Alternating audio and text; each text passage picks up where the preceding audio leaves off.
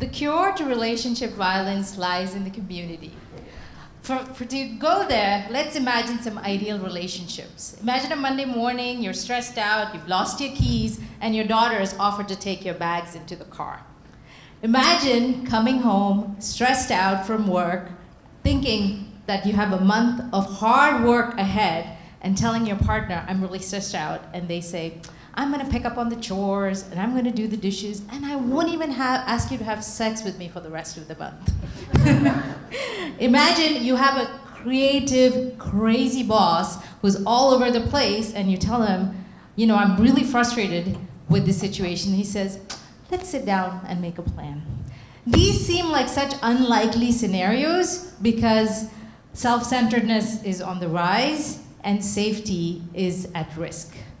Can you raise your hand if you have 5 people in your life that you feel are safe and you can trust to give your pain to? Okay. Now, can you raise your hand if you have absolutely no relationship in your life where power is a problem? Probably not. But abuse is different. In abuse, there is more entitlement versus acknowledgement. There's more blame than responsibility. And there's more breaking down of self-esteem than building up of strengths. So, what the hell do you think you're doing? Even a 5-year-old can do better than that. You would be nothing without me. It's all your fault. Abusive behavior, like a fast-moving train, railroads a victim, leaving them broken in pieces in places you can't see.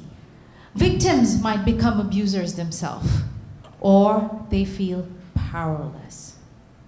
Powerlessness held me in a shell, afraid to go out in the world. Powerless when my mother said I shouldn't have been born. Powerless when my friends said I was too fat and I didn't dress up well enough to go to the fair with them. Powerless when I said no and it was ignored. Powerless when my partner said I was unsophisticated, that I love to cook and I love to eat, that I would never be thin. Powerless when I was always told it was my fault.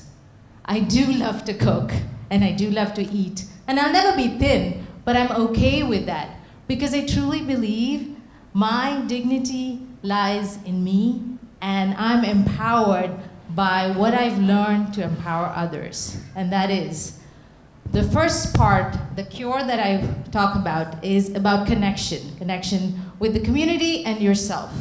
And then understanding the true power is in civility, in accepting your inborn dignity and then asserting yourself with civility.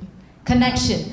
I believe that as a community, we need to provide a safe place where people can come and share their pain. And I ask victims to explore the ability that the community has to give them, find other mothers. Just because you're abused, don't hurl an insult back, because that takes away your civility, and the shame that comes with that will leave you powerless. An abuser needs to abuse because they feel powerless. Your true power comes from reflection and asserting yourself civilly from that place of reflection. When a baby is handed to you, nobody looks at the baby and says, you're thin, you're fat, you're ugly. They immediately say, oh, it's so cute, and they want to nurture the baby. You are that baby grown up. You have the absolute dignity to be here. You deserve to be here. You have to arm yourself with that right. You don't deserve to be treated unfairly or abusively. So if you can imagine yourself as that baby and arm yourself with the dignity and birthright, you can express your needs now. Also understand that the abusive person may not change their behavior. You may say, you know, please don't call me stupid. And they may go, well, you just are.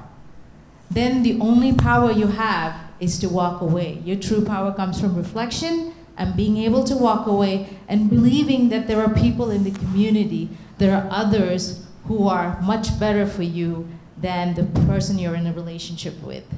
So my shout out for us as a community is to connect, to create safety, not be judgmental, validate, and promote the fact that true power comes from civility. And I think that's the cure to relationship violence.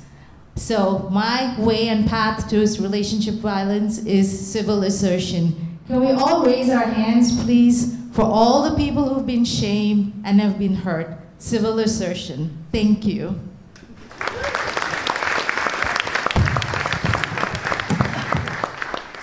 Thank you very much. Thank you very much, Sheila. And now.